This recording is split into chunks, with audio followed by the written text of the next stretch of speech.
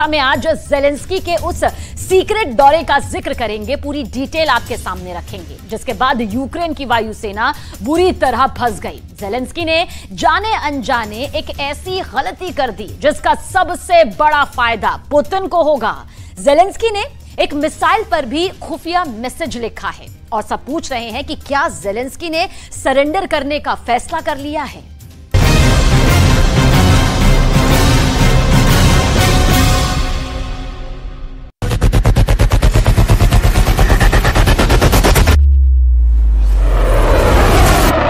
तीन मिनट के एक वीडियो में ज़ेलेंस्की ने अपनी पूरी ताकत दिखा दी है।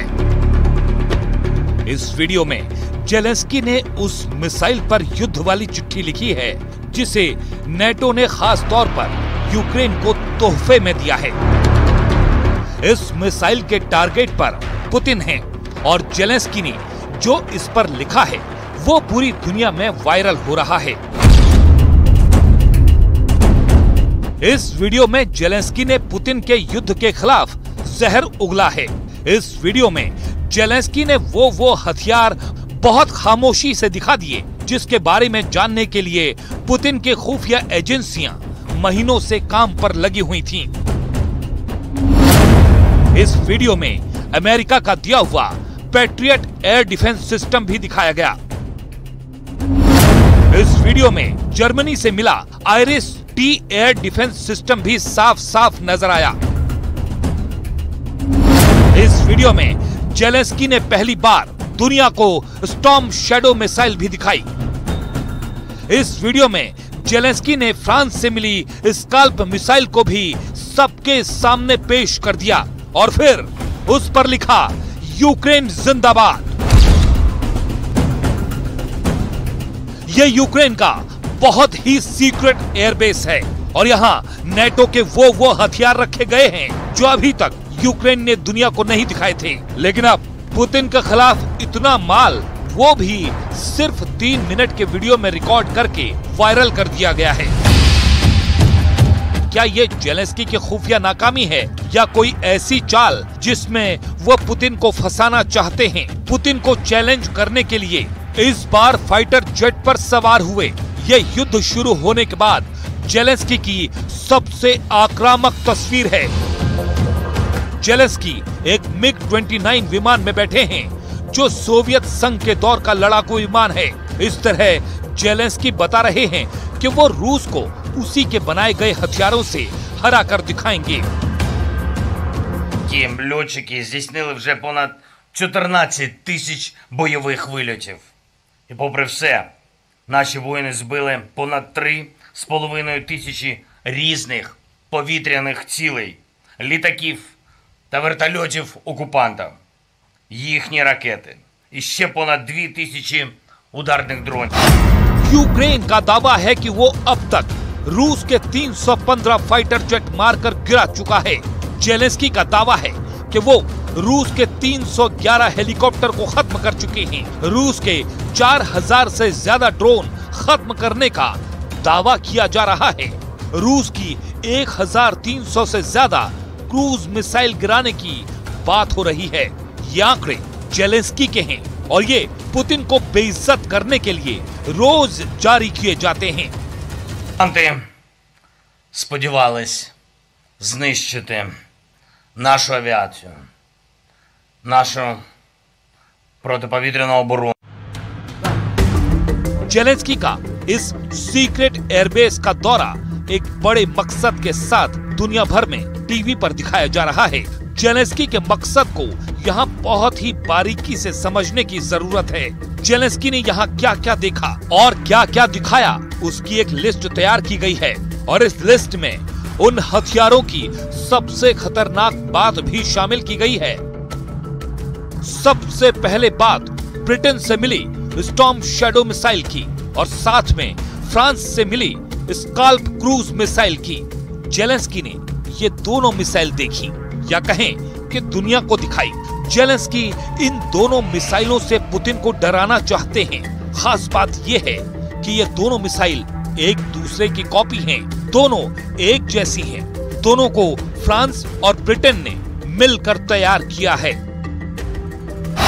जो मिसाइलें यूक्रेन को दी गई हैं, उनमें स्टॉर्म शैडो की रेंज 250 किलोमीटर है और स्काल्प मिसाइल की रेंज भी 250 किलोमीटर है।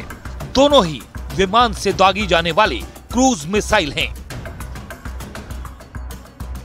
इन दोनों मिसाइल को लेकर रूस की फौज में खौफ बढ़ता जा रहा है।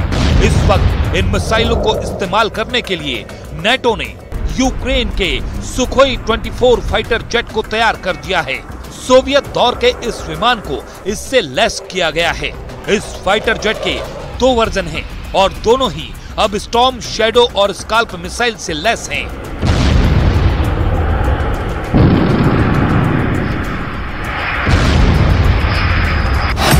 यूक्रेन का सुखोई 24 विमान टारगेट से 250 किलोमीटर दूर स्टॉर्म शैडो या फिर स्काल्प मिसाइल को लॉन्च करता है।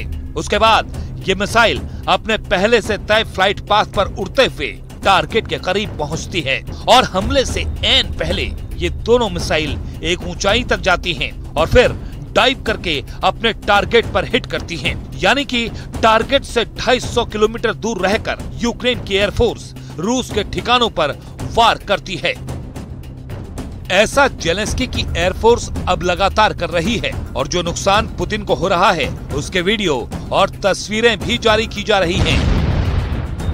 क्राइमिया सप्लाई लाइन पर जेलेंस्की की एयरफोर्स कैसे इन मिसाइलों से लगातार अटैक कर रही है वो वाकई हैरान कर देने वाली बात है।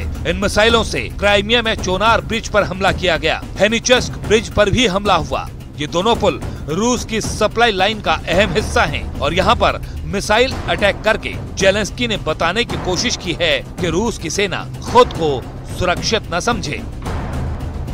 इन हथियारों की कुछ तस्वीरें जारी हुई हैं जिससे समझा जा सकता है कि नेटो से मिली ये मिसाइलें कितना सटीक हमला करती हैं। इन हमलों की कुछ तस्वीरें जारी हुई हैं। ये हमले पुतिन को वाकई चिंता में डाल सकते हैं। तस्वीरें बता रही हैं कि क्राइमिया पर लगातार ऐसे हमले रूस को कमजोर करेंगे, इसमें कोई शक नहीं।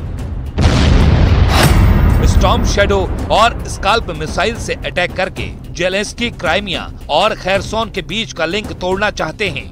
पुतिन क्राइमिया में कमजोर पड़े तो खैरसोन के पूर्वी हिस्से से भी उनको अपनी फौज को पीछे हटाना पड़ेगा। नदी के पार यानी खैरसोन का पश्चिमी हिस्सा तो उनसे पहले ही जेलेंस्की छीन चुके हैं। जेलेंस्की जिस एयरपोर्ट बेस गए वहाँ 2 बहुत ही खास एयर डिफेंस सिस्टम भी दुनिया ने पहली बार देखे। यूक्रेन की जमीन पर पैट्रियट और आईरिस-T इन 2 एयर डिफेंस सिस्टम की ये पहली तस्वीरें हैं। दुनिया भर में मशहूर अमेरिका के पैट्रियट सिस्टम से पहले जर्मनी के आईरिस-T के बारे में जानिए। आईरिस-T यानी इंफ्रारेड इमेजिंग सिस्टम जिसमें थ्रस्ट वेक्टर कंट्रोल है। ये एक ऐसी मिसाइल है जिसका एयर टू एयर वर्जन कई सालों से एक्टिव सर्विस में है, लेकिन अब इसका वो रूप जिसमें मिसाइल जमीन पर तैनात लॉन्चर से फायर की जाती है वो जर्मनी का हॉट वेपन सिस्टम बन चुका है।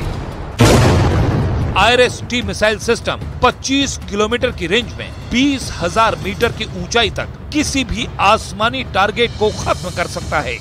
ये मिसाइल सिस्टम यूक्रेन को इसलिए दिया गया है क्योंकि रूस अपनी बमबारी में जेलेंस्की के ज्यादातर एयर डिफेंस सिस्टम खत्म कर चुका है। यूक्रेन के पास खुद को रशियन एयरफोर्स से बचाने के लिए स्टिंगर के अलावा कोई खास हथियार नहीं बचा है। Але поки що систем ППО недостатньо, щоб повністю закрити все українське небо від Росії. Але ми всі працюємо над цим. Працюємо щоденно, постійно, щоб стало достатньо. Переконуємо партнерів, що швидкість постачання того, про що домовились, це ключовий фактор. І ми обов'язково створимо надійний повітряний щит України, який зможе бути основою повітряного щита всієї Європи.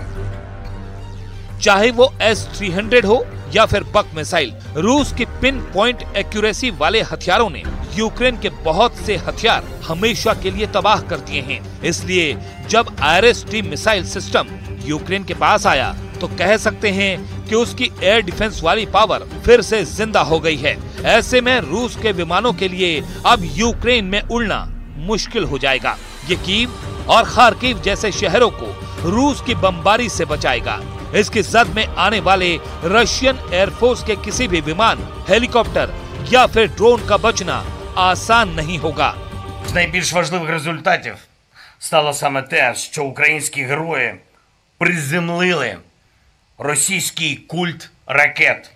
Цей культ знищений назавжди.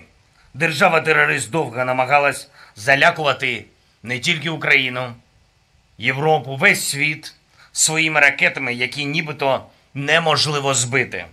Українці їх збили, українці їх знищили. जेलेंस्की को जो भी नए हथियार मिल रहे हैं, उसके लिए रूस ने नेटो और अमेरिका को अपने टारगेट पर लिया हुआ है।